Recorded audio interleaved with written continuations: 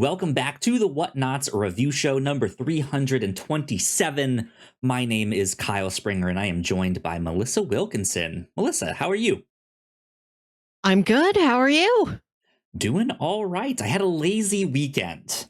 I was planning on going to see one battle after another, but I didn't make it out to it, but I've heard incredible stuff. So Your loss. right, yeah.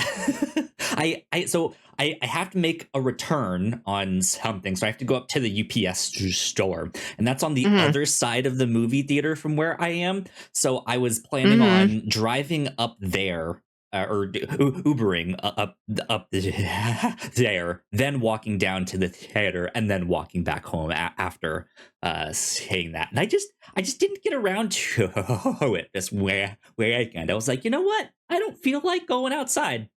I'm just going to stay in. It is 2 hours and 40 minutes. It is quite an undertaking to fit into a schedule. Yep, right, it's a hefty boy. Yeah, indeed. How has your week been? Good, busy. I intended to go to a local craft fair today, but yesterday I went to my cousin's wedding. I was not informed that it was outside. Oh. And so that took up my allotted outside time for the week, and I didn't go to the craft fair. My allergies are so bad. I'm like, I get 1 hour a week, and then I have to go back inside. Yeah. You took my hour. I get it. I understand. Is there more days for the craft fair thing, or did you miss your chance? I go to a lot of local arts and crafts fairs, so I've probably seen it.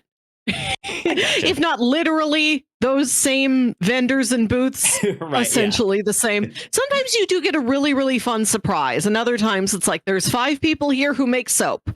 There's only so many different ways a soap can be. I went to one booth and I've pretty much got it. There you go. Indeed. Hopefully they'll have interesting names or scents for their soaps or candles or what have you, right? That they have there. That's always fun to figure out the names, and if it's just the name of the scent or if they've like named it something creative, right?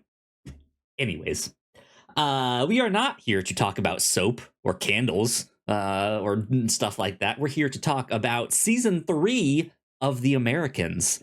We are continuing our coverage of The Americans here on the show. A television show that we've been wanting to talk about for a long time, and I'm excited that we are here in the midst of this. We've now watched half of the show, so good stuff with that.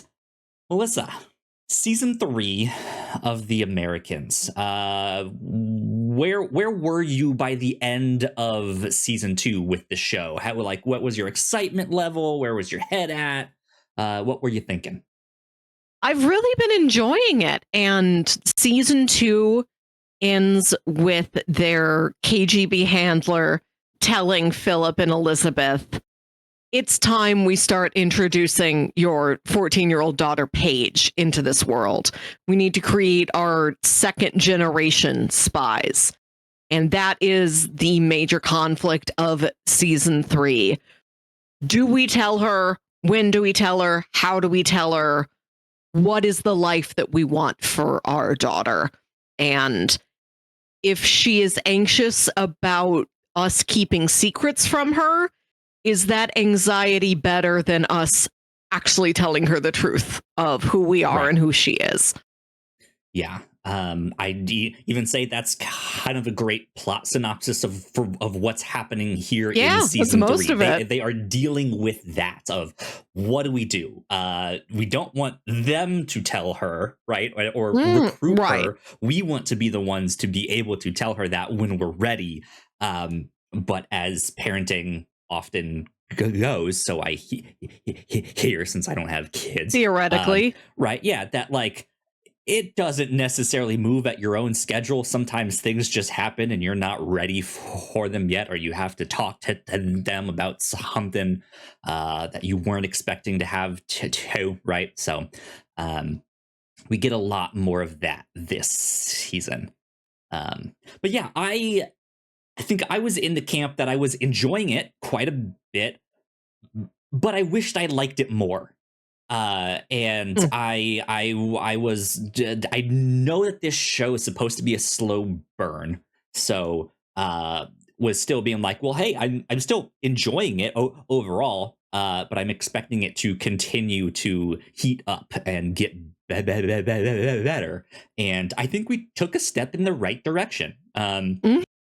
I still don't think it's like, oh man, greatest show ever. But there were a couple episodes in here that I was like, okay, they're starting to cook. They've Mm. gathered some ingredients from the first two seasons, and they're really starting to put some stuff together. Um, I think, at least for me in particular, there were a couple episodes in this that were really just stand out of like, oh yes, Yep. great episode. Whereas I didn't necessarily feel that in season 1 and 2. There Like, were and moments. it's and it's not an especially episodic show. It is more cohesive. It is on Right. a stronger continuum. But in this season, there are very specific one episode conflicts that Yeah. arise that I think are very strong. Yeah. Yeah. Stuff that in a like in a way that when you're watching a show, sometimes you'll pick up your phone and check a social media or Mm. something. Like those episodes, like completely had me hooked in of like, what's going to happen? What are they going to say? What does this reveal? Right. So yeah, I think they have gathered the ingredients and they're starting to cook something, and still don't know exactly what they're cooking, but Hmm. I can recognize it as like, okay, it's starting to smell good. I like the Hmm. aromatics you got here. Uh,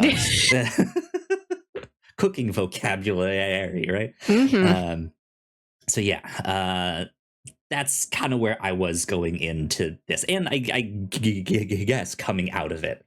Um, do you want to add anything else to like plot synopsis stuff of what maybe we should go or where it left off? The major conflict is Paige. Other supporting conflicts we have this season, Elizabeth is training a young agent from South Africa. Philip has to infiltrate the household of some government official by getting close to his teenage daughter, which he has big moral quandaries about. And then a something that Clark had Martha do in an earlier season finally comes to a head and has some serious repercussions. Yeah, yeah. I will also say, based on one of our comments and things we talked about in the previous episode on seasons 1 and 2, the amount of sex is turned back a little bit. It's still in Yeah, there, yeah, right? They yeah. still have their super sexy moments, but it's maybe not cranked up to 11 like it was. Still, I had the funniest moment in season 3 for me was one of the sex scenes. There's something that happens early on that I saw and I just laughed at immediately. I was like, oh, this is great. I love this. Mm-hmm. um, Mm-hmm. so yeah, they've I think they've really found their footing. They found a good balance on how to tell all of these stories, how to include some sexier Mm-hmm. moments, but not have it really be distracting like it maybe was earlier on. Um, And this season, I think, has less sex in it, but particularly for Philip, has a lot more thought about the sexual escapades, which yeah. is very interesting. I would also say this season got more gruesome. There are some Oh, nasty yeah. scenes of just like, Yes. oh Yes. God. They're showing that. Okay. Yep. So yeah, yeah, that was a surprise to me. But yeah, I enjoyed this third season quite a bit. Um, I'm still hoping for things to heat up a little bit more. I still Mm. felt like the actual like political agendas behind a bunch of the spy stuff is still kind of vague to me and often takes a back seat in a way that I kind of wished it didn't. But I Hmm.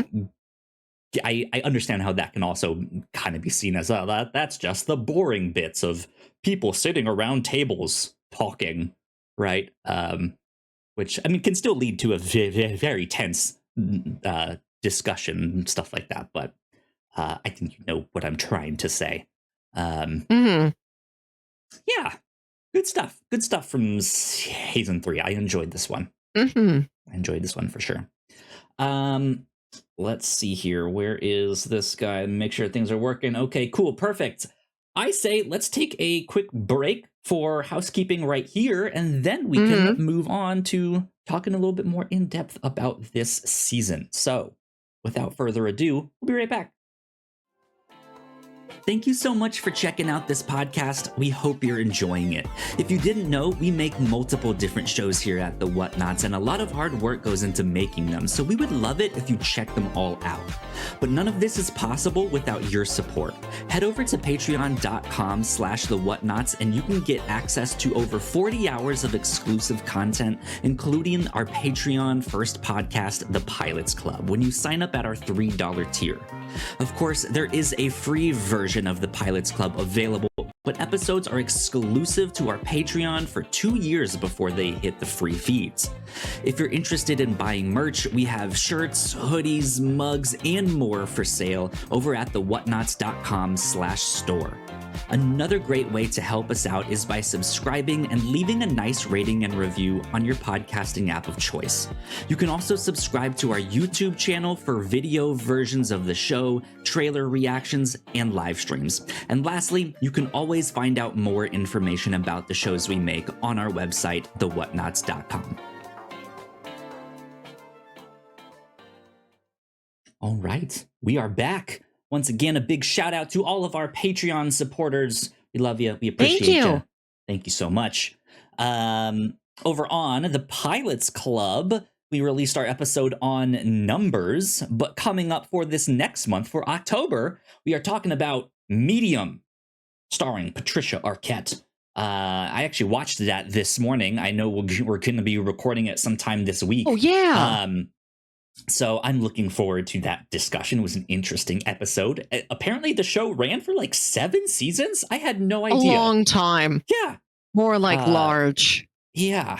Right. Yeah. Not medium, large. So get excited for that. We'll be putting that up as soon as we can. And then over on the free version of the Pilots Club, or earlier in September, we released our episode on Winning Time, the rise of the Lakers dynasty.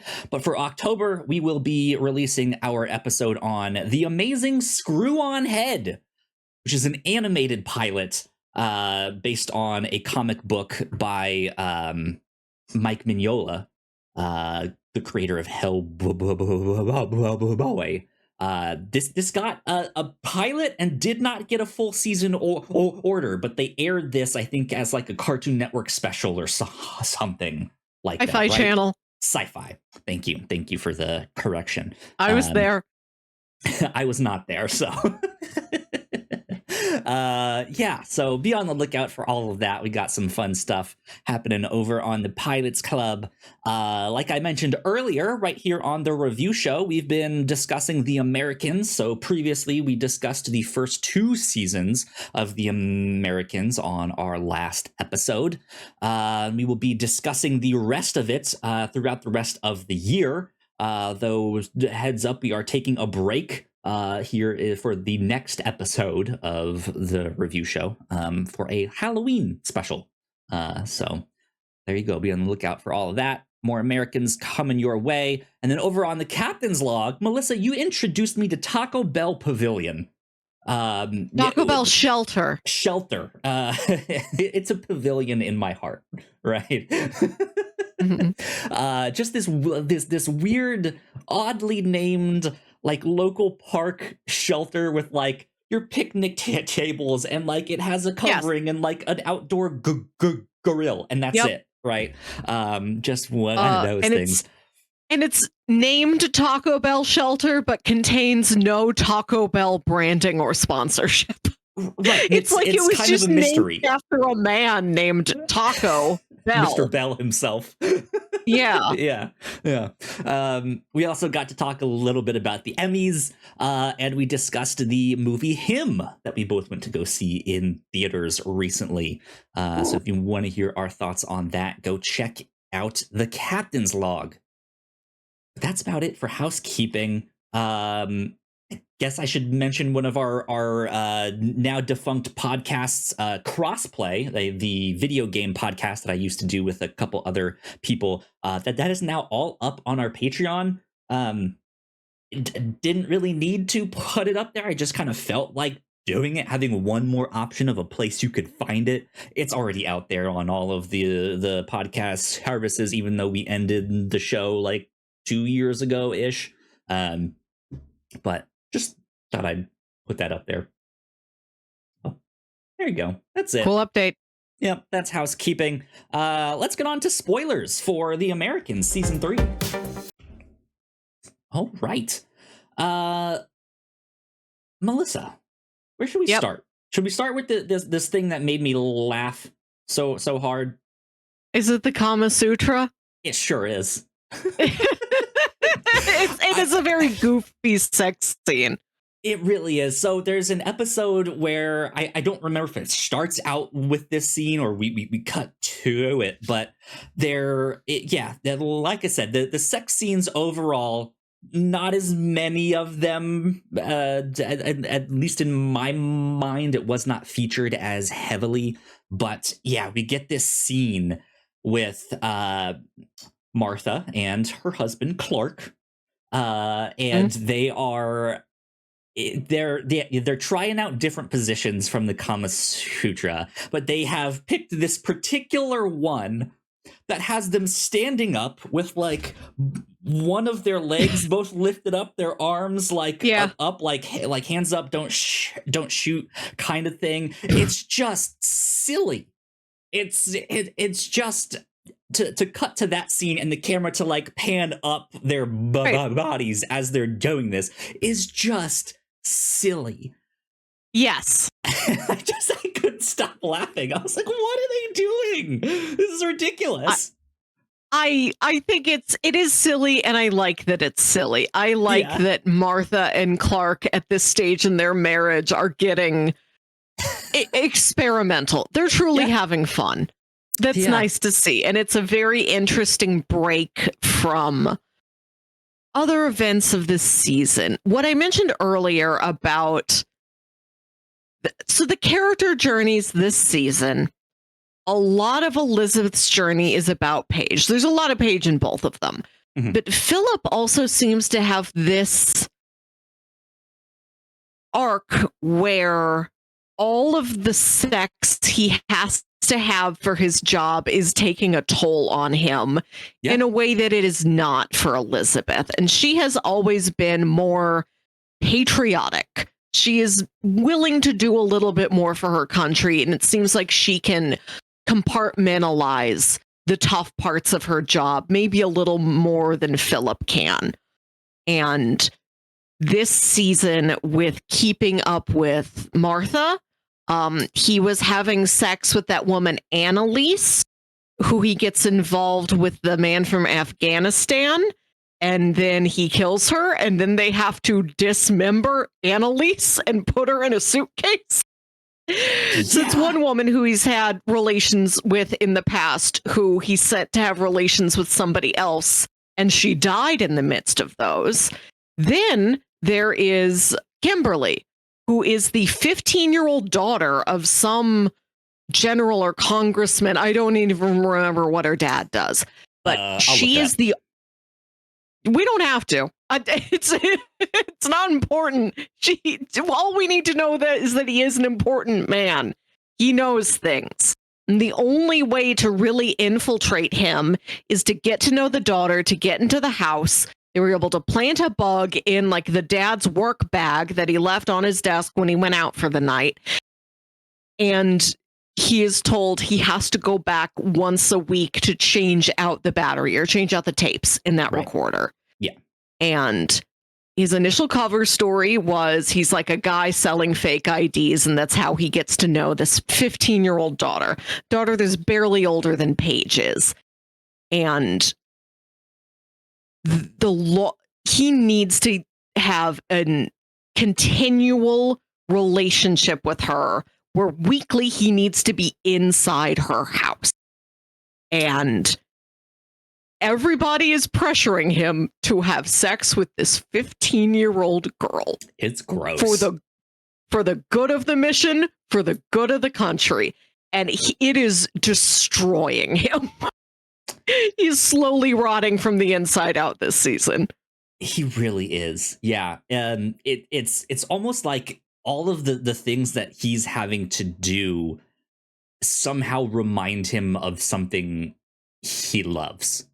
Yes. Right. Of like, oh, there's this 15-year-old girl that I kind of need to do something with that's reminding me of my own daughter. And like, first of all, that's gross and disgusting, but also like they're also having the discussions of like, okay, how do we tell her that we're spies? When do we like, what does that mean for her future? Will she be a spy? And even though they don't explicitly say it, I think he's thinking in the back of his mind, my daughter is going to have to do stuff like this down the road. Yes. And is this the kind of stuff that I want her doing? Do I, if she was in my situation and she had to like have sex with some like 15-year-old boy, if he was my age, right? Is that what I want for her? Like, I don't think so. It's this terrible conundrum where he looks at Kimberly and thinks of Paige, but he also looks at himself and thinks of Paige. Right. Yeah. But then even with this other woman that he then has to like dismember, right, there's I think just this other like thought of like, what other kind of collateral damage am I causing to if this is someone that I don't quote unquote love, right? What is the damage I am causing to my loved ones here?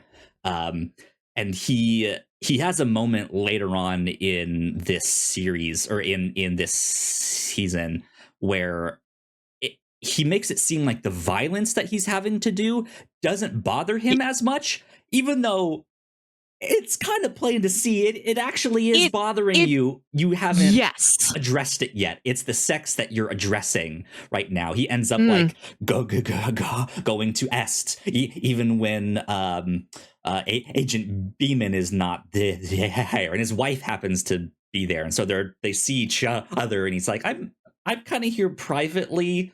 Like he's dealing with stuff in a way that that his wife is not, or at least not at her breaking point with yet. And it's an interesting journey for him. And we also learn we meet a new character this season called Gabriel, who is this older man who it seems like Philip and Elizabeth have known for years, was a mentor, almost like an uncle figure. And he'll come and go between Russia and America and who knows where else. And he's back in he's back in Washington, D.C. for the first time in a long time.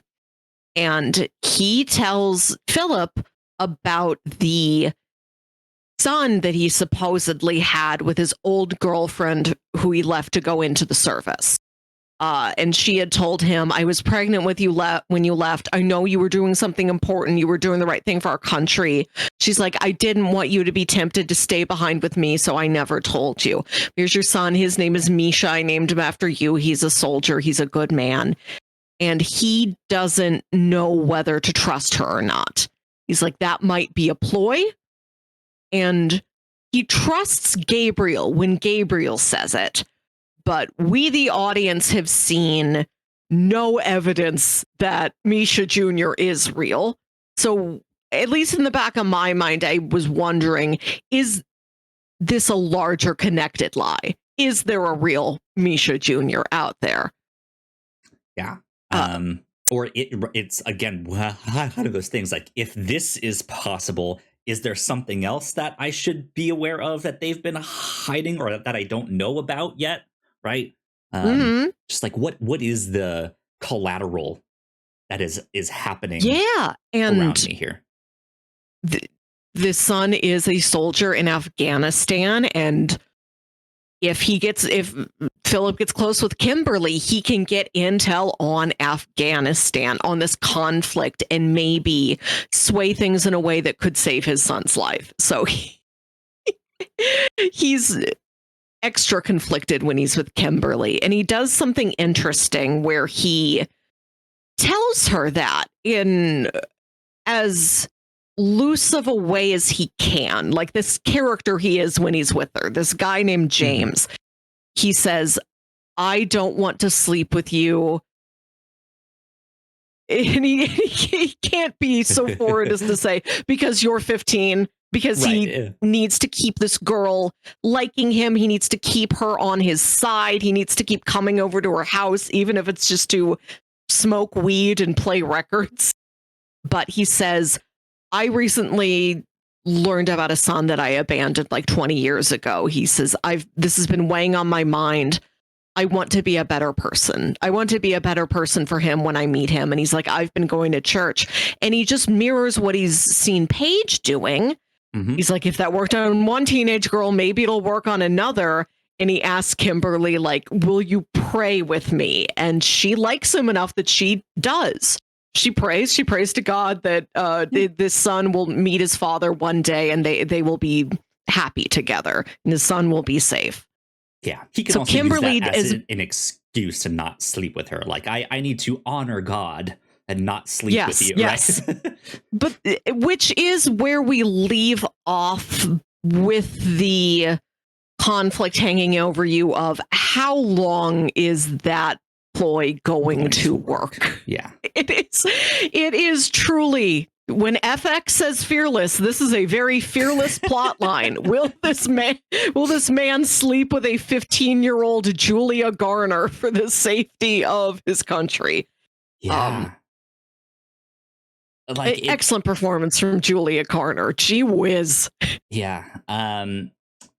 It's starting to seem to me like he's going to have to dodge some of the, like, it's almost gonna be like the cliche scenario of like two dates at once in the same restaurant kind of thing. Yeah. Except he's maybe, unbeknownst to him, going to run into like, oh, our double date for this evening, like, I haven't introduced you to them yet, and it just happens to be someone that he knows, right? Like, I get the like, I was almost thinking this with Martha and Agent Beeman. Like, they seem to be like starting some kind of bond or some kind of connection, even though when he approached her in this, he's an Agent Beeman, kind of scared her of like, we maybe are watching you, but like it almost makes me think like, she, like, why don't they go out on as many dates or dates with other people? Who is Martha's friends? Yeah. Right. And so, like, maybe keep it simple of like, oh, this is one of my coworkers. He's on a date here with his wife, and here I am on a date with my husband or something, even though they're not, quote unquote married according to they're keeping it a secret, right? I just have a feeling that something like that is going to happen, where he shows up not knowing who these other people are going to be, and then it's like, oh shit, it's Agent Beeman, like, he knows me. I just have to have my face behind a menu right, yeah. the whole time yeah. Have to immediately get sick at the first appetizer. Wow, this drink, what is it? the painting of the guy with the apple in front of his face. He's like, yeah, exactly. She invites him to a costume party. He dresses up as that painting. He's like, no one will ever notice me behind this apple. Right, yeah. It's interesting that Kimberly is perhaps the greatest stressor in Philip's life, but she is also an outlet for him. He can tell things to her masked and disguised in a way that he has trouble confessing to other people. And she can tell that he is being vulnerable with her, and that endears him to her further, which gets him deeper into things in both a good way and a bad way. And I wonder if the resolution to this storyline in season 4 is maybe this is Paige's first mission. They're like, we just need you to befriend this other local girl around your same age, go to a study group or a Bible study or something with her once a week. All you have to do, Paige, is just switch out this recorder. This is your first mission. This is your training wheels. Can you do this? Yeah. Yeah, something like that I think would be a good fit. In like season 1, Martha is mad at Clark, and so Philip asks Elizabeth, I have to bring her a gift. Can you give me one of your old necklaces? Yeah. Yes. And then it has to happen again this season where there's some other like nameless KGB agent, just this woman doing technical things, who has to sneak in and like set up this recording device in Kimberly's dad's bag for the first time. Yeah. And he's worried Kimberly's going to be mad at him. So he tells this nameless woman, give me your earrings. I have to give them to her. I love that he keeps stealing one woman's jewelry to give to another woman. It's very funny. I love the Martha stuff this season. Yeah, the Martha stuff was real good. Back in like season 1, Clark had asked Martha, take this pen. This pen has a bug in it. Plant it somewhere in Agent Gadd's office. Plant it in your boss's office, somewhere where nobody will really grab it, but it'll sort of go unnoticed. Oh, there's a pen on the bookshelf. And Clark, under his story that he works for like internal affairs, that he's just monitoring things, making sure everything is above board. Martha agrees to go along with this because she's like, ultimately, his purpose is good. And I believe the best of my boss, so he would never find anything out about my boss that would lead for this to be a conflict. But this season, somebody grabs that pen and they realize it is bugged. And then there is a manhunt for who put the bugged pen in Agent Gadd's office. And I think it's great timing that that thing has been quiet for long enough that you've forgotten it's there. It's time to bring that off the shelf, time to let that Chekhov's gun go off. And Martha is so wrecked with guilt about it, but also really holds her own. That's something I really appreciate about her character, and I think she's a spinster. That's how I described her in our first episode on The Americans, and that's how I describe myself. I say it with love. She's somebody who has been on her own for much of her adult life. Yeah. And she has this new secret husband in Clark, but she is strong-willed and capable enough to do a lot of things on her own without running to him for help. So we watch Martha alone try to deal with this problem for a while before Philip even gets to know about it. Right. And seeing her try to outmaneuver the actual internal affairs guy who is brought in to interrogate her about this, trying to convincingly lie, trying to take the recorder that she has in her purse, the other half of this, trying to take that and like secretly like break it apart and destroy it and make sure nobody ever finds it. And then her putting together, this guy is who I thought Clark was. And it seems like there's only one of this guy and not like a team of guys. So if he came to my office and he wasn't Clark, then who is Clark? And her dealing with this man, my husband is not who he says he is. Do I still love him? And the answer is yes. Like he's kind of able to not convince her, but like reassure her. Like, even though, yes, I did kind of lie about this, I still love you. Like, bottom line, like, that's like he's skirting around the issue by convincing her, like, I'm not here to manipulate you or like hurt you, even though that is exactly what he's doing, right? Mm. He's convinced her that like, hey, but our love is stronger. Like that's what this is about here. Yes. And so if you trust me, like we're doing a good thing here. And she believes him, and she keeps moving forward, but the guilt keeps getting to her, and it's so effective that what she says and he confesses to her at one point, we might have to leave. Like, we might have to completely get out of town, Martha, if things get bad. So just be ready for that. And she decides to leave on her own. And she tells him goodbye, like, and not even leave forever. She's like, I just have to get out of this situation. She says, I can't be here with you like this. And it's a statement of her where she's like, I am so worried, so anxious. I am not the woman Clark married. She wants more from him, and she does say, I wish all the things that you've been doing could be enough for me. But she also she holds herself to as much of a standard as she holds him, where she's like, I want to show up for you, and I'm not doing that right now, so I need to take a break until I am the wife that I want to be. It's really heartbreaking that she wants more from Clark, but also wants more from herself and is intending to give him more. She's like, I just need a break. I just need some time away to clear my mind and to heal.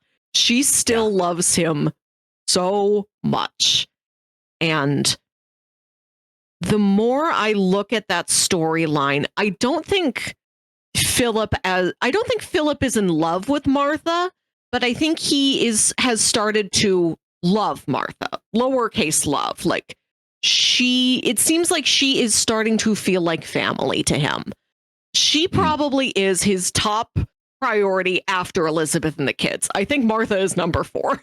I think she is that important to him, not just logistically. What he says to her when she confronts him about, why are you lying to me? I thought this was your job. And then another agent shows up to do what you've been telling me you've been doing. He says, you are one of the most true and honest and good women I have ever met, and I would do anything to protect you. And you believe him when he says that. And I think that is true. Like, he cares for Martha. He admires Martha. He is using her, but he would do almost anything to keep her safe, keep her physically safe, and keep her emotionally safe. And so that's just one more thing that has to weigh on his mind. How do I take care of all of these people who are important to me in my life, whether I know them or not? And even if I have to lie and pretend like I love them a lot more than I do, I still care about that person and do not want to see harm done to them.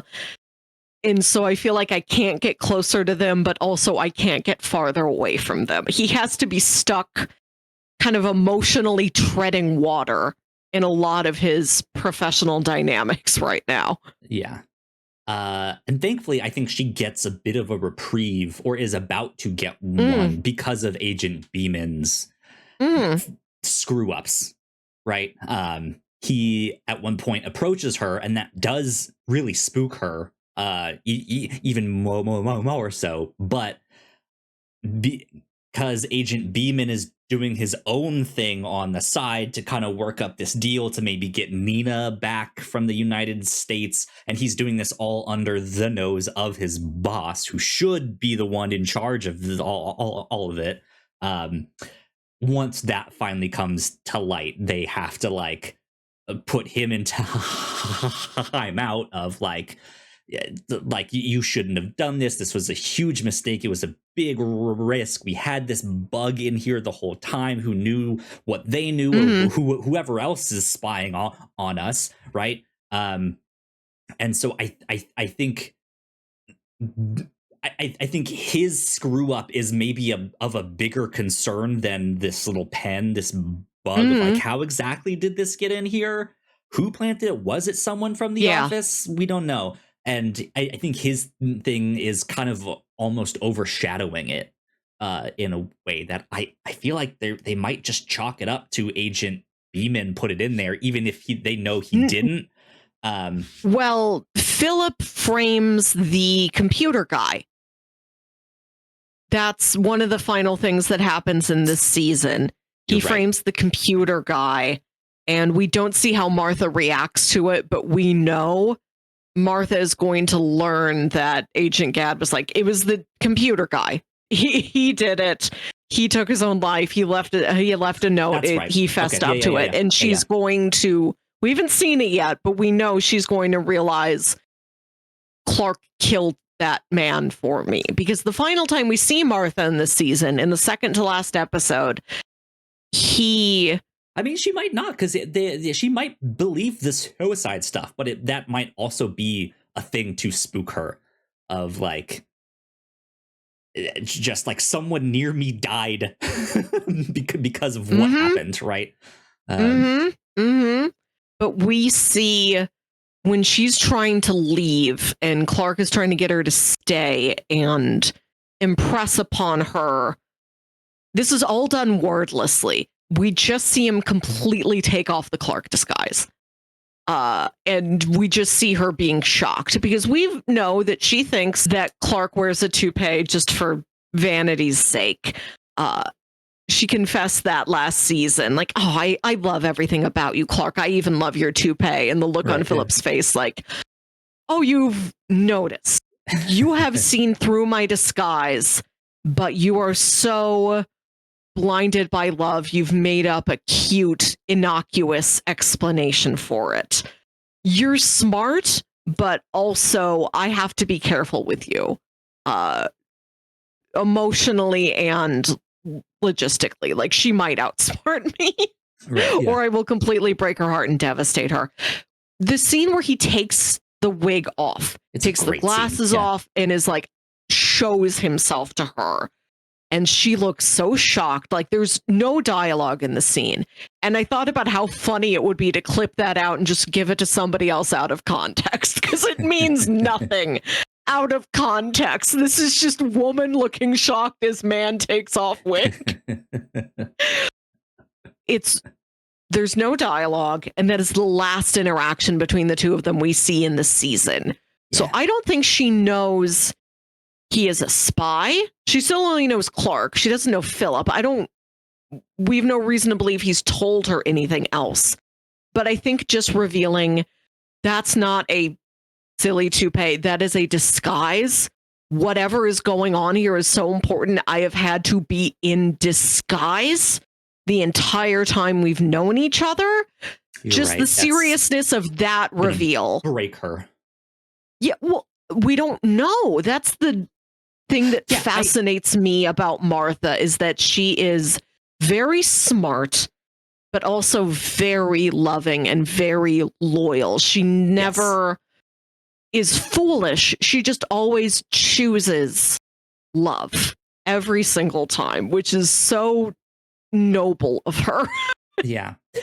Her nobility will get her in the end. I feel like it's him taking a big risk to expose himself here, right? And I think this is also in the same way that when he's looking at Kimmy is like also in the back of his mind thinking about his daughter. I think he's almost doing the same thing with Martha, with how smart Martha is and how loyal Martha is, right? I think of the two parents dealing with Paige, he's the one that has kind of felt pushed out of things, I think, because of the way that his wife is starting to get like some mom and daughter time. She's going to church with the daughter. She's telling Paige about their activist past and stuff like that. And he's just like, you didn't include me. You didn't think to ask me if it was safe to do all of this stuff. And I'm wondering if in the way that he hasn't really gotten the opportunity to build those emotional connections with Paige, to trust her with the like take the wig off moment. I wonder if he is trying it with Martha to be like, we've established some, maybe not as much as I've I would like, right? It's not an ideal situation, but Mhm. I'm taking a risk to expose myself here in hopes Yes. that you are still on my side. Um, Yes. And he has had so many secrets kept from him. He's been on the outside of decisions that other people have been making. I can definitely understand him in his I want to relationship make with a Martha. decision here. Yeah. Or I want to trust you as much as I possibly can. I want to share as much with you as I possibly can. I hate it when other people do this to me. I don't want to do that to you. So as much as I feel is safe to be shared, I will let you in on. Yeah. Yeah. Um, so good stuff. I think with her and her whole arc there, because there's some interesting stuff coming up in season 4, I'm sure. But Yeah. do you have anything else you want to say on Agent Beeman and his whole scenario? When he calls his his wife and son have now moved in with the wife's a new boyfriend, and they are sort of, we're separated, and by the end of the season it's like, we are now getting divorced, like the trial period is over, she wants to completely move out of this.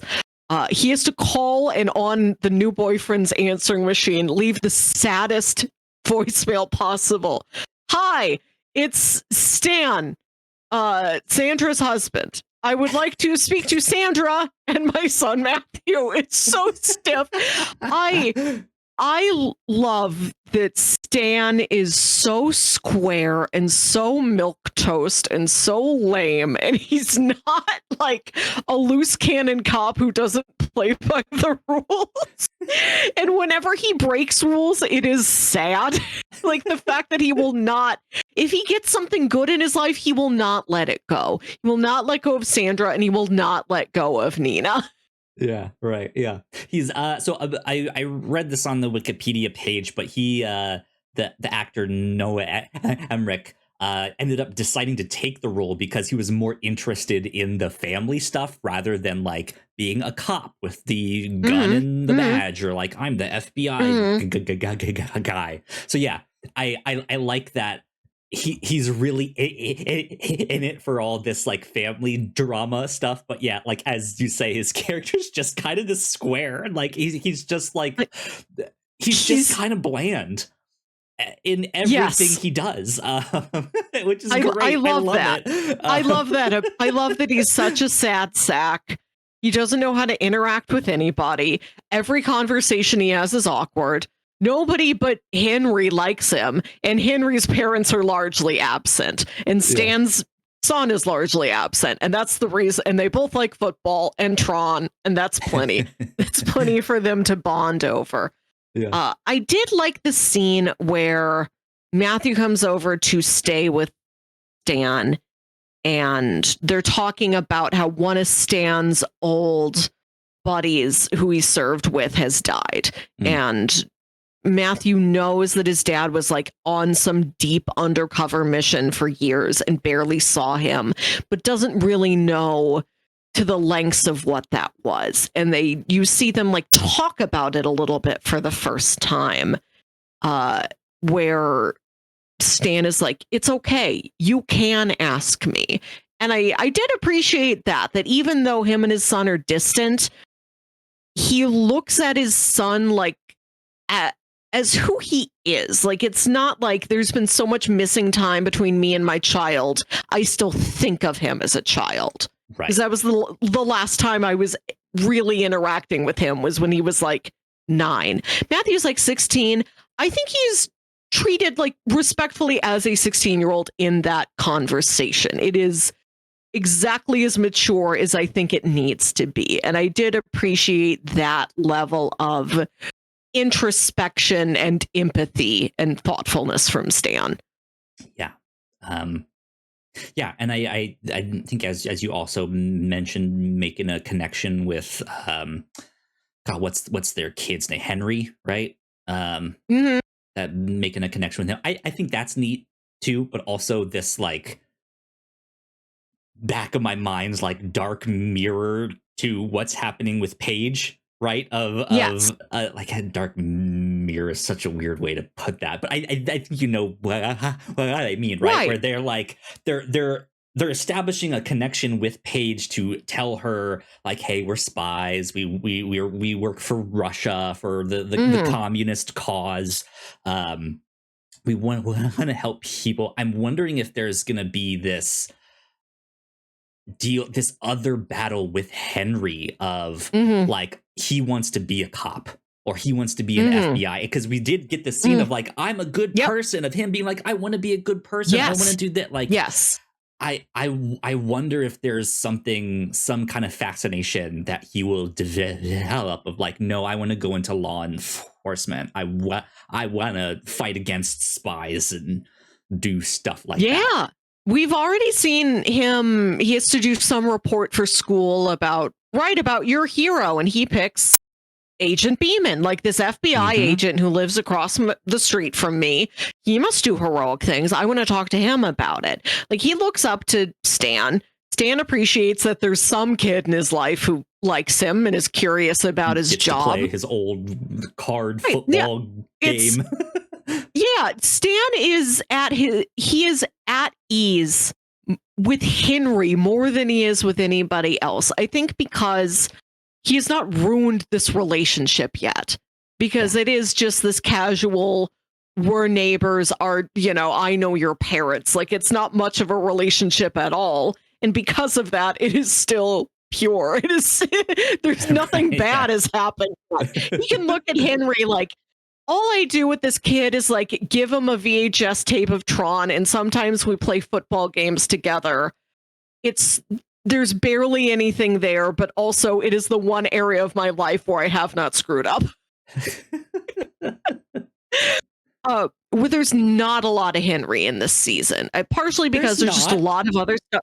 There's a lot of other stuff going on, and like that young actor seems like is sort of at an awkward puberty stage where maybe it's like, let's give you a back seat for this season, and maybe you'll like grow into more of a lead next season. Like The this little might they not be give the him is time. very weird.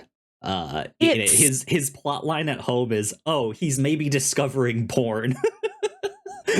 just in just this sort of quaint, innocuous way of cutouts of From bikini a models, magazine, yeah. and one cutout of like Sandra Beeman on like some vacation beach photo, and it's not clear how he got it. And when that photo is in the pile of like the Victoria's Secret catalog models, but the one time Yeah. we see him pick it up and look at it, it's not like a horny look. It's like this thoughtful look. And I can imagine that with how strange the Jennings household is, it's less like maybe it's some level of just pure physical attraction to this woman, but also there's something about this woman that calls to me, and that she is honest and normal. Sure, I yeah. wish I had an honest, normal adult woman in my life. And then we get to see his like secret lift up the floorboard things to put Yes, that in there. That yes. was interesting. I More love the spycraft. trend of Henry being very good at spy stuff when nobody has taught him and nobody is even noticing he's doing it, which Right, makes him the greatest spy of them all. And then wants to be a cop down the road Right. someday, right? The little bit of business he has this season, he has the electronic football game, the pre-Game Boy handheld, it's just football game. And he just wanders around the house playing this football game. I think that's the last thing we see him do in the season finale. It's just like Henry plays the football game. This made me think about the urban legend of Polybius. Which I know I've told you about. Oh, yeah. Do you recall do you remember what this means? You'll have to remind me in the exact details and stuff like that. But we do have a whole Patreon episode on video game urban legends and myths and stuff like that, in which you did tell this whole story and stuff like that. So Polybius was a arcade cabinet, not a handheld, an arcade cabinet that was rumored to be in one or a handful of arcades in the Oregon area in the 80s There was a game that was said to be addictive and almost hypnotizing and had these ill physical effects on kids. And then the games like appeared out of nowhere and then disappeared out of nowhere, and was rumored to be some sort of a government psyop test. And this is an urban legend. I think there's only like a 2% chance Polybius is real. Nobody has tracked down a single real photo of a Polybius. But, and I think this might be a little too ridiculous for what the show is doing, but who knows? The continual focus of Henry and the football game. It can just be a piece of in general, because he asked for that for his birthday. He wanted the Intellivision for his birthday, which is a TV console. And this can just be a sign of lackadaisical preteen boy. You know, he just likes boobs and video games and quoting SNL. But we keep seeing him just do this one thing. And this show feels smart enough to not be that lazy. Like, nah, Henry's doing boy stuff. He's playing his game. Is there something about this that is going to amount to something? Like, if there was this rumor about a government psyop via a video game back in the day, is that going to be what this turns into? Some government psyop via the football game? But I hope so. I think that'd be fun. That does also equally sound like that's kind of a ridiculous thing for this show when they're focusing on like stealth tech in military and nukes over here. And is the CIA giving money to the Taliban to fight the Russians off? Right? All that stuff. The 80s was a time of moral panic with D&D and heavy metal music and video games and all kinds of things.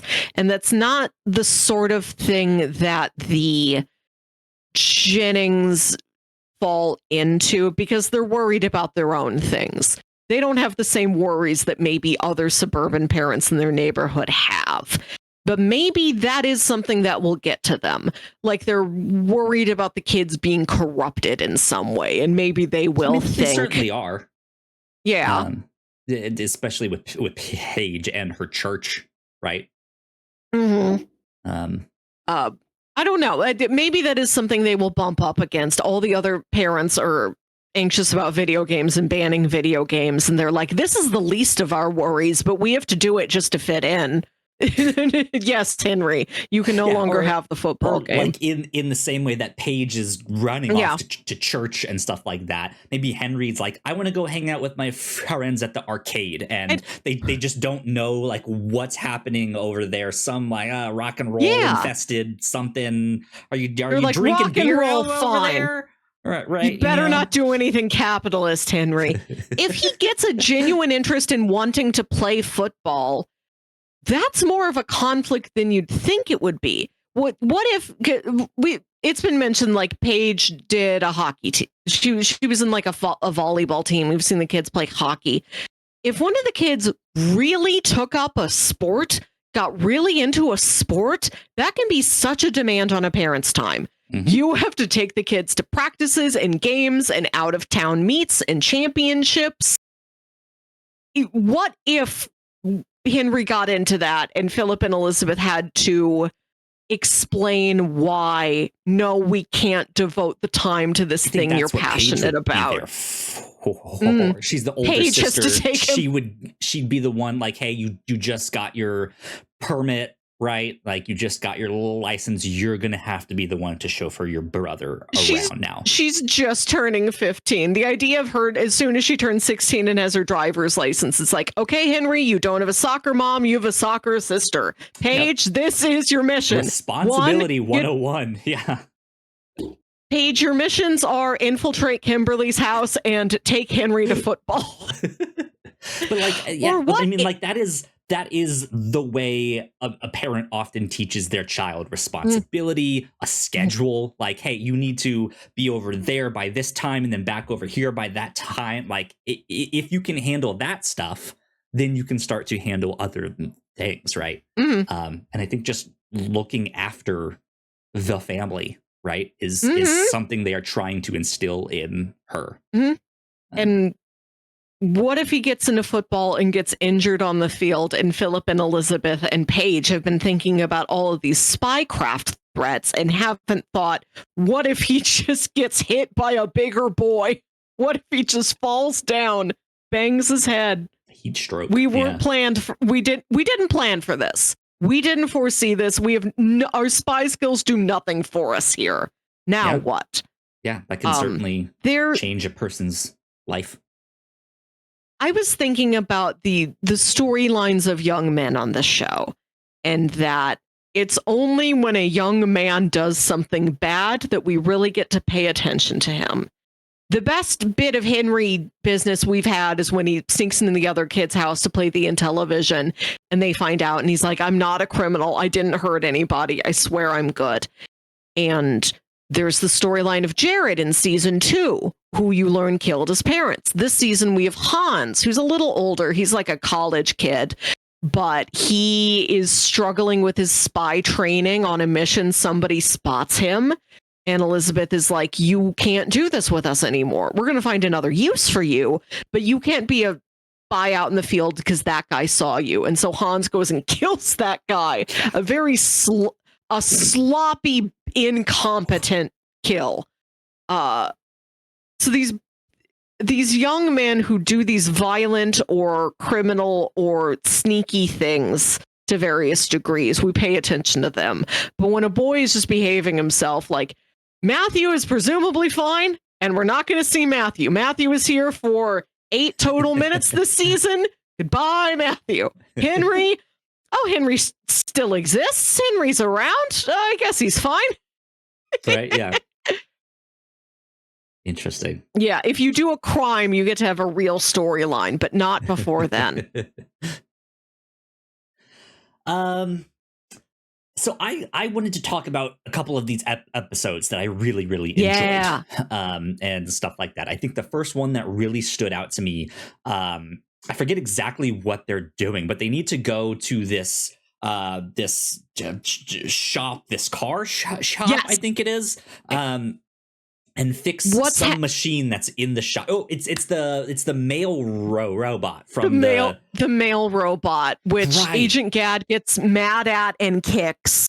And Martha tells Clark he kicked the mail robot. They had to send the mail robot out for repairs. Yeah. So Philip and Elizabeth sneak into the repair shop in the middle of the night to plant a bug in the mail robot itself.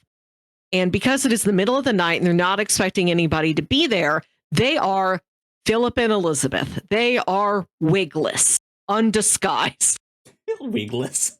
What a great word. Yeah, they go there not expecting anyone, and they run into this elderly woman who is sitting there working on paying the bill. Excuse me, working on paying the bills. And Elizabeth kind of has to sit there and babysit her for this thing to make sure she doesn't call anyone or scream or do anything. But it's not actually that she has to babysit her. It's that, well, you've seen us now. I'm going to have to kill you. But Elizabeth is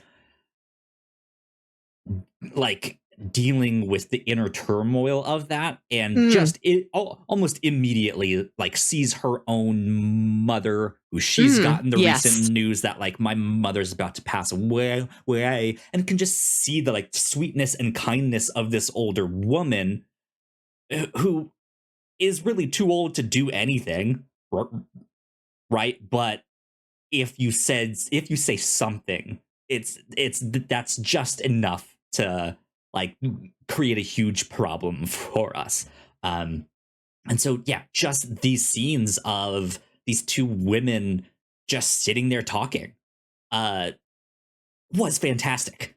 And the way she is like seeing her own mother in this woman, it's phenomenal stuff. And it kind of slows the process down because they thought they were both going to get to work on this thing, right? But it's so good. And the woman is so brave when like she realizes like she's not going to shoot me. She needs to make it look like an accident. She's going to make me eat the rest of my medicine, which will make me OD, and like my heart will give out, right? Like, gosh, she's just she takes it like a champ. She's scared, right? But is not like inconsolable of scare. She just starts taking them one by one, sip of water, still talking, still conversing. Just incredible stuff there. That whole episode was fantastic. Elizabeth goes in there, sees this old woman, and this old woman just starts telling Elizabeth about her life. Maybe because that's just the sort of person she is. She's just that open, somebody who will just chat away about anything. Maybe she's hoping if I endear myself to this woman, she'll spare my life, which ultimately she cannot. But it does work. She does endear herself to Elizabeth. Elizabeth, who maybe rarely gets to know people like this. It's just this old woman who's had a husband, had a son, lived this whole sort of sweet, quirky domestic life that is utterly foreign to Elizabeth. This must not be the sort of story she's used to anybody telling her.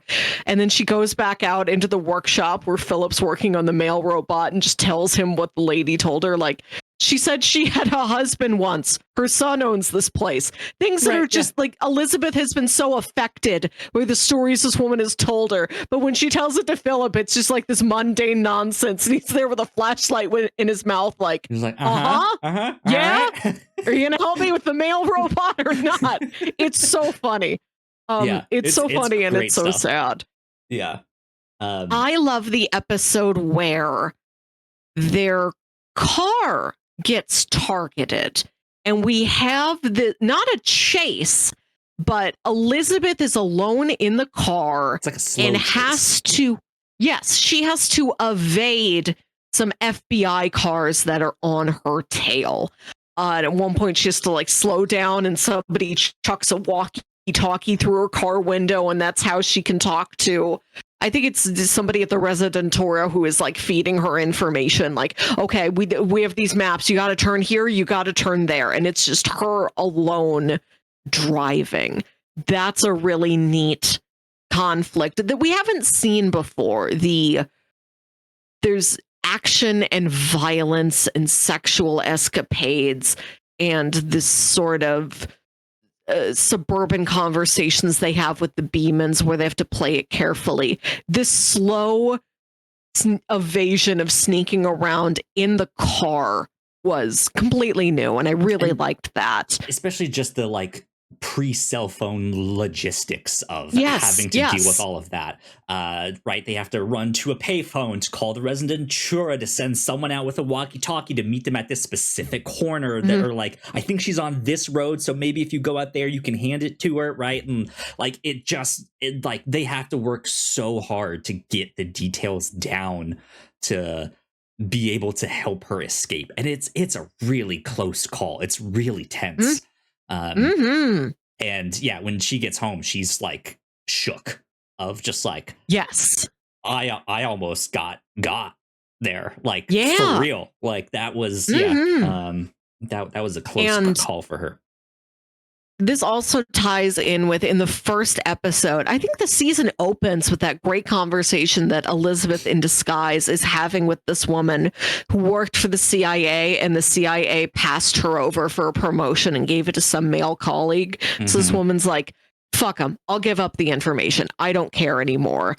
But then has second thoughts, does call somebody like, I just gave a list of names to this woman, tail her, get him back.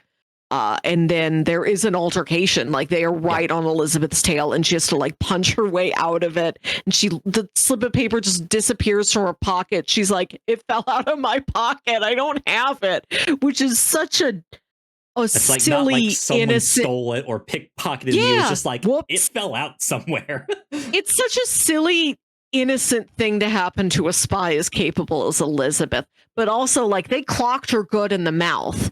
And they know the government is going to be monitoring any dentists in like a certain mile radius for like the next 3 months of anybody who's going to go in there with an injury like mine. So she's like, I just have to wait it out. I just have to live with this like terrible broken tooth. And at the end of the car episode, it's another wonderful wordless scene where Philip's like, I'm done seeing you in pain, leads her down to their basement laundry room where they do all their espionage. And he has to pull her teeth out for her.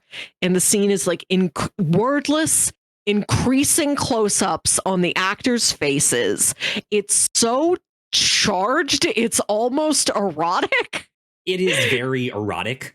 In the way that he's like sticking the pliers in her mouth and doing this, but they're obviously like so in pain. Like even him, he's like disgusted at what he's doing in this weird way, but also like is trying to pull, like putting so much effort into trying to get this tooth out, and then it breaks in half, and he only gets like a corner off, and he's so just he has to go back in. Crap, yeah. So he has to go back, or maybe it was broken to begin with. We weren't inside that mouth. We don't know. Right? Yeah, but like the fact that it's like, well, not all of it is out, right? Like we need to get all of it out here. Go back in. Yeah, is just like so painful. And yeah, that was a great scene too. I liked that one. The other one I really liked is when they finally tell Paige. When she confronts them and is like, I know you're lying. I don't know if it's affairs or if it's this. And she says something that's like close to like, if you're like, if you guys are like government agents or something, like she gets close. She doesn't say spy, but also when they do actually tell her and she realizes, so you're spies, like she like, very obviously that was not something that had crossed her mind at all. She's like, are you in the witness protection program? Yes. Are we aliens? She's like, I have no idea what this could be. All I know is something is wrong.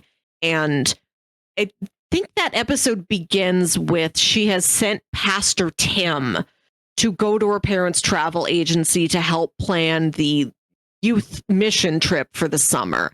And it really seems like she sent him there to test, is the travel agency real? Like, I know I've been there, I've seen it, but I need to hear from somebody I trust that he got actual travel agency business done there. I need to hear if like the operations of it are true. Yeah. Which, I mean, she's being sneaky and resourceful in her own right there, right? I don't know if she even did something like that consciously, right? But I could certainly see her like, hey, my parents do have a travel agency. I can help out my church.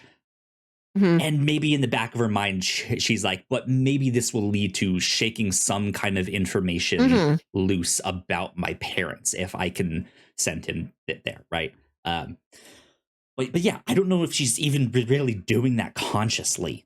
But she confronts her parents and they they barely even look at each other, but they just kind of know like, all right, this is the moment. Like, this is it. We have to tell her. The stone-faced microscopic nod that Philip gives Elizabeth is just heartbreaking. Yeah, great stuff. And yeah, they sit down with her. They tell her they don't use the word spy. She eventually says it, right? Because I think they are still trying to dance around that word exactly. Because they do want to convince her, like, we are fighting for good things, right? Like they had told her about the activism in the civil rights movement and stuff like that. Like them fighting for civil rights in the United States is a good thing, right? But they want to do stuff like that around the world. That's why there's the one guy from South Africa dealing with apartheid and stuff like that. Yeah, like they really want to convince Paige we are doing good things. We are doing the right thing. And we see that you are a person that wants to do the right thing. You've always been seeking this stuff out. So I think using words like, oh, we're spies is like, ooh, but that's almost naughty, Like, that's almost a bad thing. It's like, oh, we work for our government. We get them information. Like, that's what a spy does, but they're not saying that word, right? But then as she's dealing with that, as she's like, she takes off of school the next day, and they're just like, yep, whatever you need, whatever you want. And now the parents are having to be like, well, how do we deal with her in shock? Like, we can't ground her, right? We can't like take away her phone, or something. Like, we need to show that we trust her, so we need to leave the house. But also, like, what do we do? How do we do that? Like, I was even thinking they were going to tell the center that stuff of like, hey, she found out. We've told her. Can you bug our house to like keep an eye on her? Which maybe they have, and we don't know it yet. We'll get back to that in a sec. You'd think you'd think that the center would have provided them with some helpful educational materials, like here's a pamphlet for you to give your child. That, right, is already monitoring it. Yeah. But like, give her a booklet. She needs a workbook for this kind of emotional turmoil. Like, the center just tells them what to do, and it's like, okay, do you have a pamphlet she can read? Do you have a handout for her? It's by this guy named Carl. Right. It's called the Communist Manifesto. I just think about like all the literature you are given at different stages of your life. When you're like a real little kid and you have a potty training book, to when you're a preteen girl and you get like, this is explaining what a right. You get, this is what a period is. You're changing body. Our bodies ourselves. I'd love to see this. Your parents are spies version of that. So you found out you're communist. But she's having this like identity crisis of, what around me is a lie? Am I even your daughter? Was I adopted? Is Henry my brother? Is my grandma my grandma? Right? Like, is all of that stuff. And I think it's been really helping the moments that they do, like, yeah, let's bring you to Russia to go visit your actual grandma and meet her for the first time. Here's this picture of, your uncle or something. I think that's been really helping her. Except for what we say at the end. Again, we'll get back to that.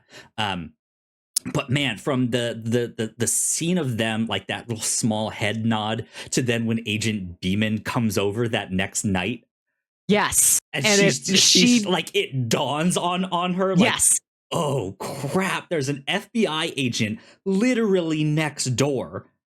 But then she also doesn't know what to think about that. Is he an FBI agent? Is he a spy? What does he know? Can I like what's like? She knows nothing, and just the way like the mom has that like stern mom look of like, don't you say anything, but also like still has the like loving smile on her face, but still it's just like, oh, this is tense. This is great stuff. So yeah, I loved that. Like, that was the stuff I was like, they are cooking with this now. They're finally starting to be like, oh, this is good. I like Paige's struggle with this. I really respect that she has to finally confront her parents and ask, what's going on? You have to tell me. You have to trust me, because I'm starting not to trust you. Yeah.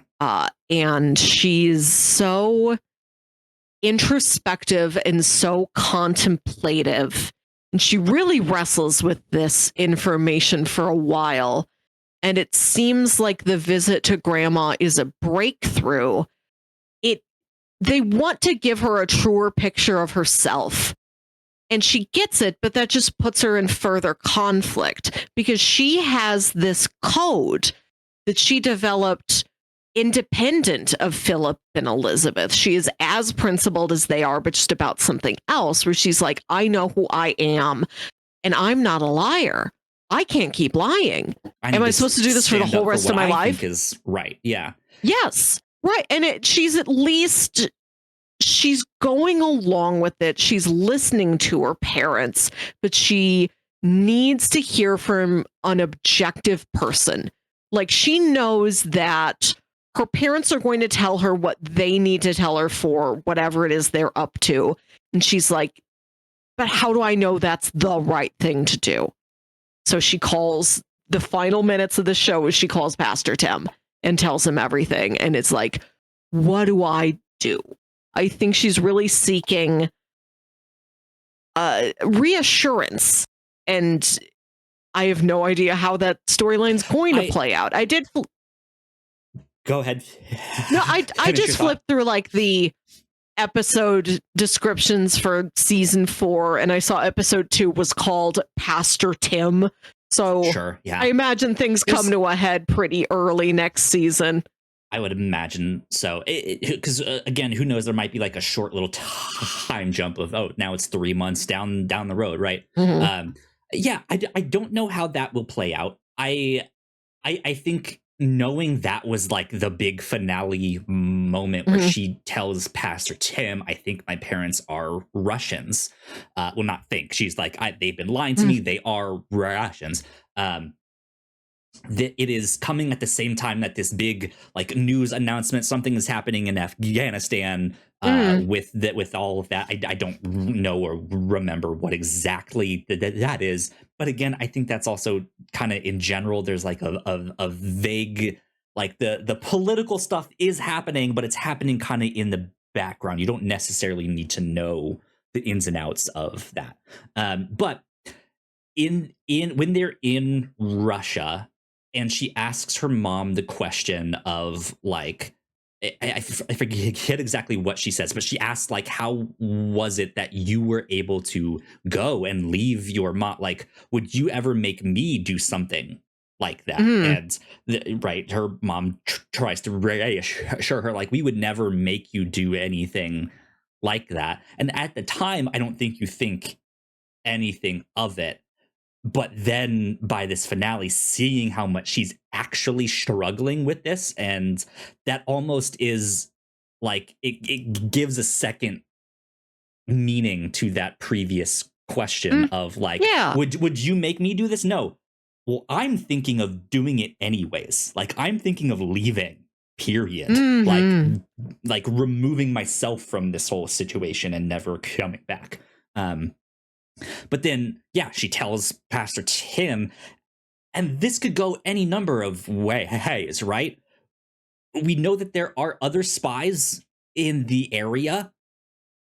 Could this be a way to reach out and recruit other spies? Did she kind of get recruited and they don't know it? Is Pastor Tim a spy? That could be a thing. I don't think that is the case, but right.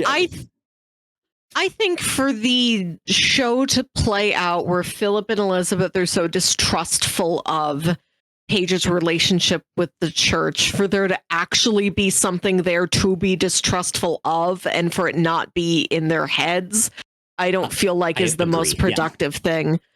I almost wonder if maybe instead of being retaliatory, like instead of Pastor Tim telling the government about them, what if he approaches them with absolute empathy and understanding, and all I want to do is help Paige. Let's all talk through this. It doesn't leave this room. Let's just make sure we're all okay with each other. Like, if he does the right thing, then what are they going to think? Because I imagine they're not really prepared for that to be the result.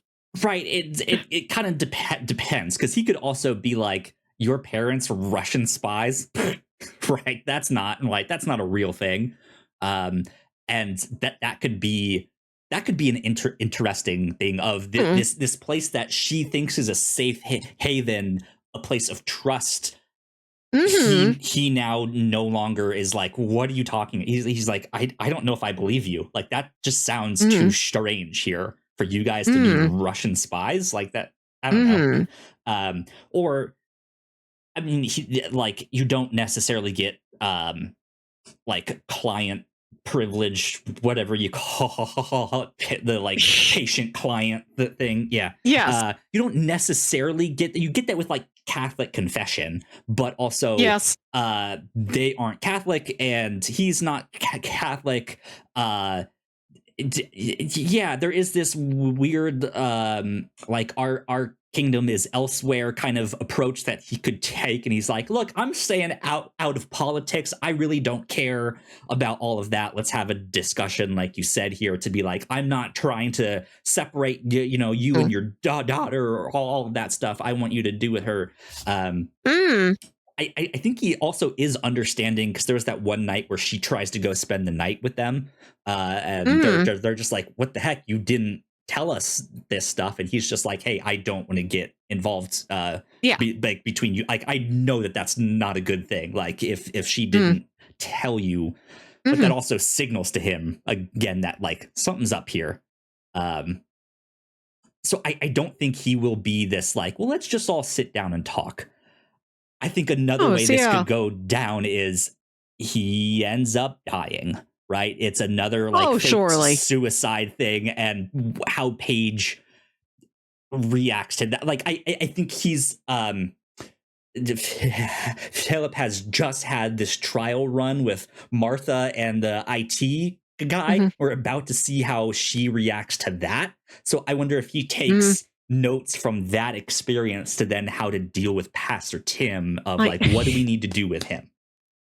Do we murder him, or do we make it look like an accident? Does it like, is there a suicide note? Does it look like a car accident in the way that they helped Elizabeth escape the slow car chase? Can they hire someone to get into like a fatal accident with him to be like, this wasn't us, right? We like a car accident is just a thing that happens. Like, yes, right. We have no control, even though they were the ones that were like, hey, here's what's happening, right? There's the subplot in the earlier part of the season about how Martha wants to adopt a baby, or foster a child. Like Clark, we have so much love to give. I understand if you don't want to have a baby, but let's share our love. Let's at least try fostering a kid for a little while. Give the kid a good home for the time when they need it, and we feel it out and see how it goes. That then when she figures out he does not have the profession he's been telling her he has, but he says, I love you. Trust me, this is for the good of everything. Like, I wouldn't hurt you. She drops it. She's like, I guess there's more important things going on. I do have to trust him. I wonder if it would be good for Martha wants children. If Paige needs some sort of guiding figure, adult figure in her life, they have a trauma they can bond over. Right? Does it make the most sense for him to tell Martha about his family and tell the family about Martha and have them support each other? I am very curious about if those two family units will collide at some point, and what they could, if they might find more bonding there than you would think, if it might actually be better for them than worse. That's a really interesting play. Because yeah, I mean, they can commiserate in the like, my family is not who I thought they were, right? They both have that. But there is that initial conversation and or realization that like, my dad is also sleeping with you, which is weird. You're not my parent or something like that, but like, you're treating me as like a foster child. That's weird. Like the whole situation is just strange. And to get over that initial hump, I think, is quite a feat. Would be interesting to see them connect, because I think it would yield results in a way that we wouldn't expect. They might come to the conclusion that like, no, your father is a good person. I do love him dearly. He's doing the right thing, and I think he's actually been uncovering some things that I'm now worried about. Like, the FBI seems to be up to some stuff that is not good. I don't know. That's an interesting link. I do. I wonder if there might be a storyline where it's like we have danger's coming for us. We have to get the kids to a safe house. Danger's coming for Martha. We have to get Martha to a safe house. And like they're just all in a safe house at the same time. There is the bit where Martha insists on seeing Clark's apartment.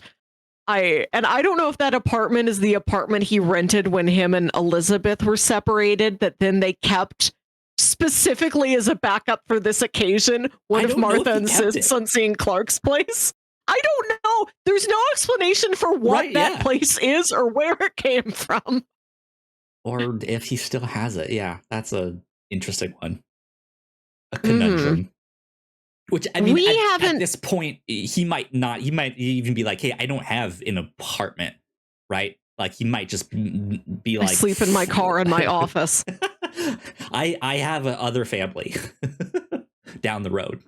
We haven't talked at all about the Nina plot line. I do like the irony of Stan and Oleg trying so hard to save Nina.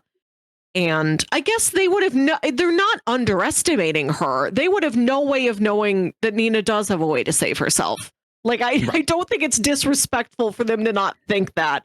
They have no reason to imagine that the people who have Nina captured in Russia are using her for exactly what she's good at, which is getting information from people. And they're like, if you can get information from these people, we will let you go free.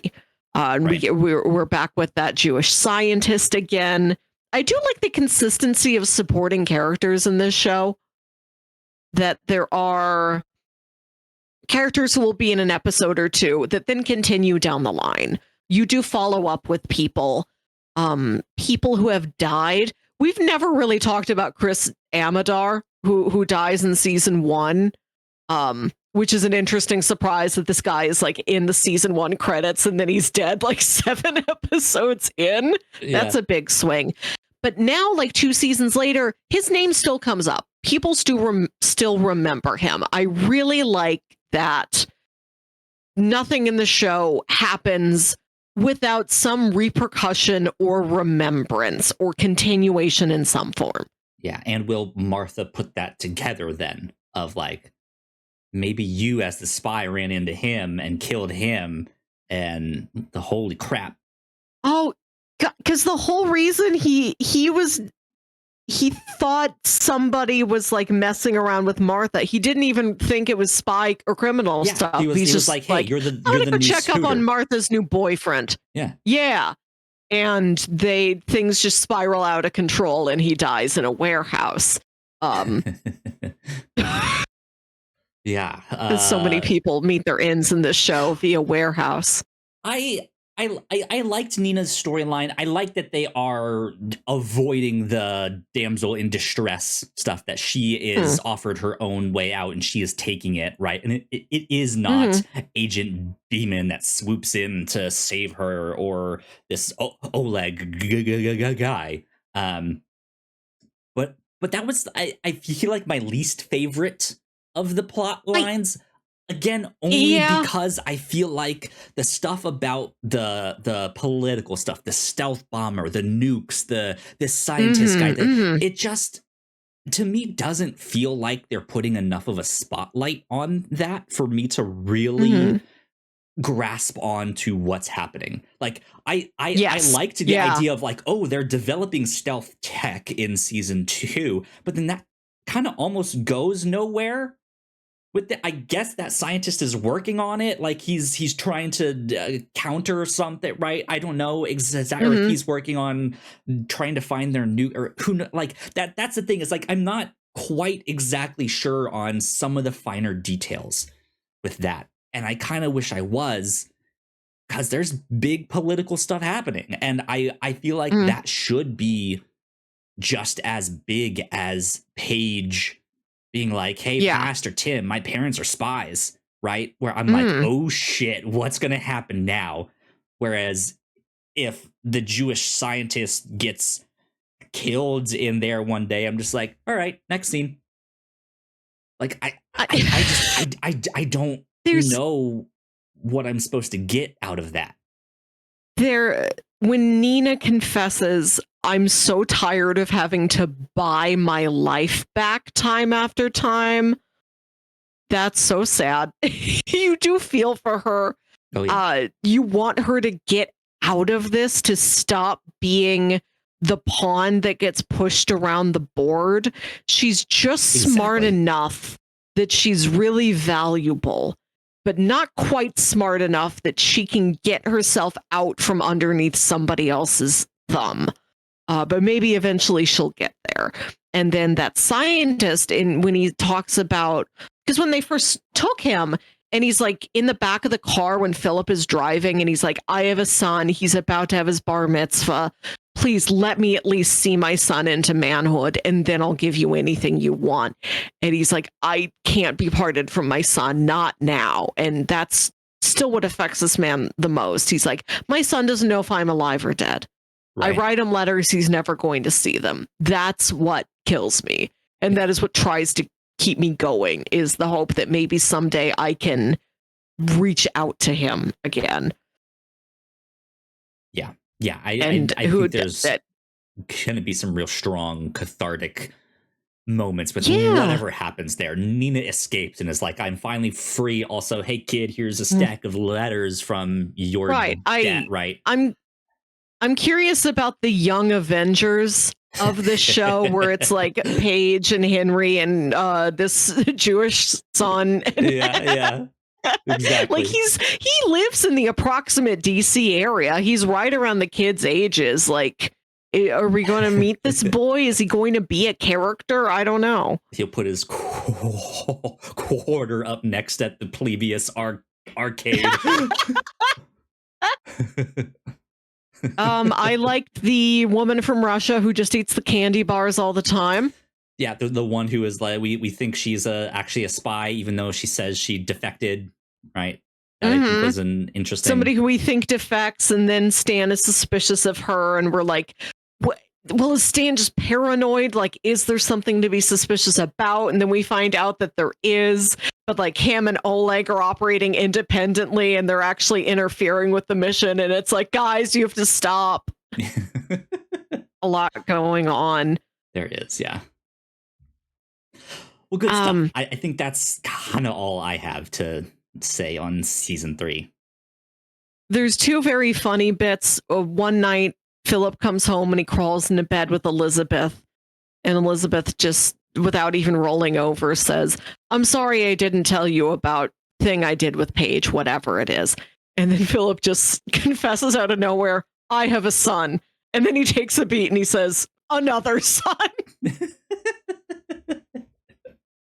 I and then do like the moment where they where he comes back home with the joint from what's her name, and she's just like, seriously, like, you're acting like you're 16, and he's like, you know what, screw it, like, here we go. I'm gonna put that on our bingo sheet of pop culture tropes for next year. Parents secretly smoke a weed.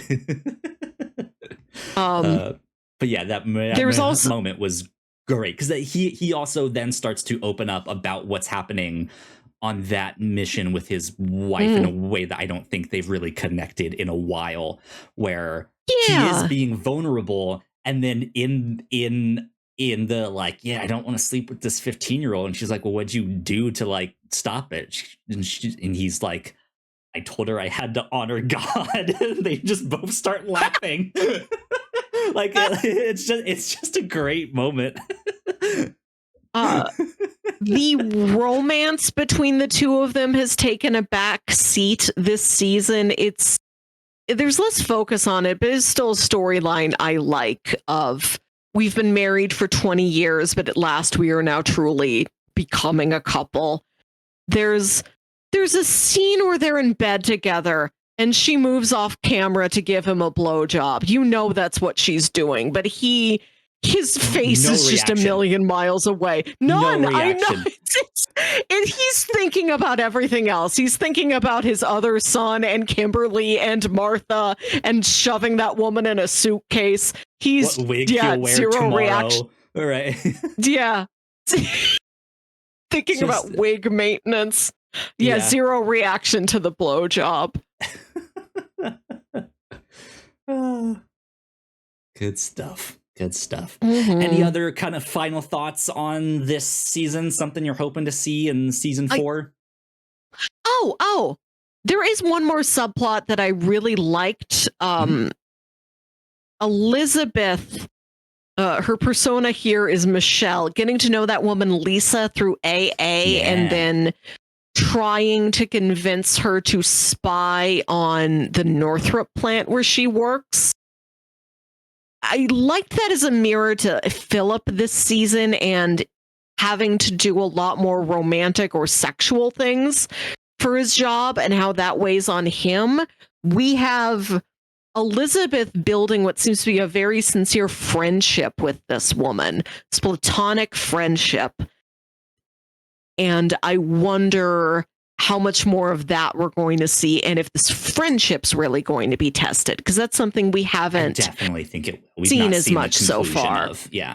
I like that a lot. I really hope for more of that in season 4. Especially we had a number of that woman's husband seems to be abusive to an extent, or controlling in a way that he's like, now I'm in charge of this side of the operation here. You'll deal with me, not her. Right. And is she going to have to kill this man just in a goodbye Earl scenario? Not because he knows anything about her or he's a political enemy, just because he's a shitty husband to her friend. Yeah. Could be something with that. So yeah, good stuff this season. A lot packed in there. I think this is we're going to take a break for the next episode. We're going to go watch something else for Halloween. This is a nice place at the midpoint of the series to leave it for a little while. We're at a really strong turning point. And I'm very excited to see what the back half of the show has for us. Absolutely. Do you want to do a bingo check-in here? I think we might be able to. Let's take a quick look here. We do have. We already crossed off answering machine. No, this is when I get to cross off answering machine. Yeah, which gets you gives me bingo. A bingo. Yes. I want to argue for I should be able to see that penis because of the Kama Sutra sex scene that they're in. They both have their legs up in just this ridiculous position. Yep. Yeah. I am also going to get tricking a concierge or valet. When Philip and Elizabeth are hanging out at that hotel where they know the Afghanistan group is going to have a meeting, and they're like waiting for the change of staff at the front desk, and they're like expecting it to be a woman and that Philip is going to do the seduction, and then it turns out it's a man, and Elizabeth is like, well, I guess I'll go do it then. Just the small detail that it's like, well, Philip will do this. It's time for Philip to have sex again. Back on the clock, Philip. Come on, get it up. It's your job for Mother Russia. So that I should be able to see that penis one gets me another bingo as well. I wish I could mark off sassy grandparent, but unfortunately the grandma is not super sassy. Just on death's door. Yeah. So nothing there, but I think that's kind of it. I don't know if I'm gonna get much more out of this unless we start to see some like real early flip phones, down the road. But yeah, I won't. I mean, they might have some like suitcase flip phone something. Those don't flip. You never know. A spy one. Melissa, you're not a spy. You don't know. They've all of the advanced technology, flip phones, a Tamagotchi. There you go. In television. But yeah, I think that is about it for our bingo check-in. We're getting there. Back over this way. Did you want to add any other recommendations, or do we want to jump straight to what we're talking about next time?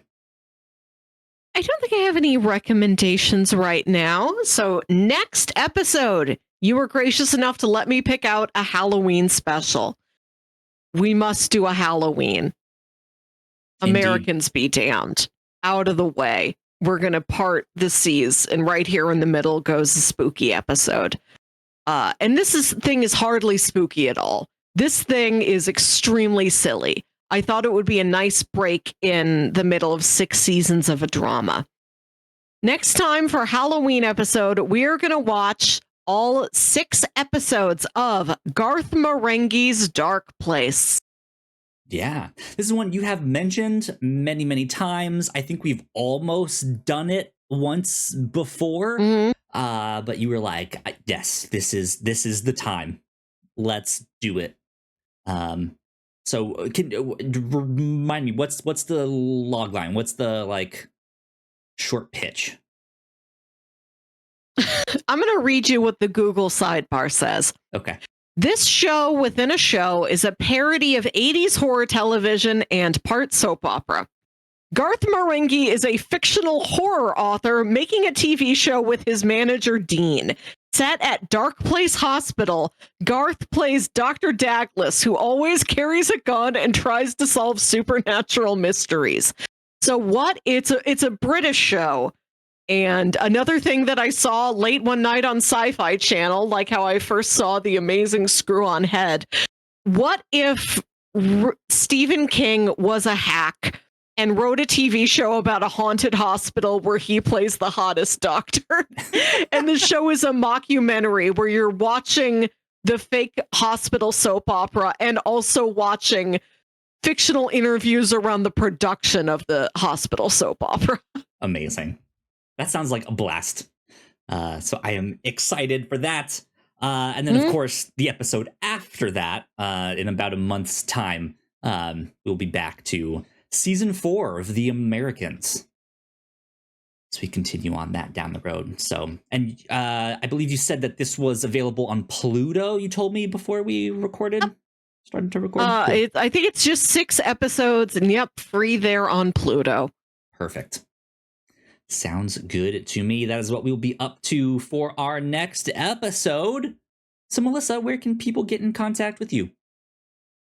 Email me. Tell me your Polybius theories at yourhostmelissa@gmail.com. Perfect. If you guys want to follow me, I am at YoKyleSpringer. And if you'd like to stay up to date on everything that we do here at The Whatnauts, we are at thewhatnauts.com on Blue Sky. So please go like, share, and subscribe. You guys know the deal with all of that. If you're watching this on YouTube, we got more videos right over there on that side of the screen. That would help us out a bunch if you go check those out too. But yeah, this is number 300 something of the Whatnauts review show. We'll see you all next time. Bye. Bye.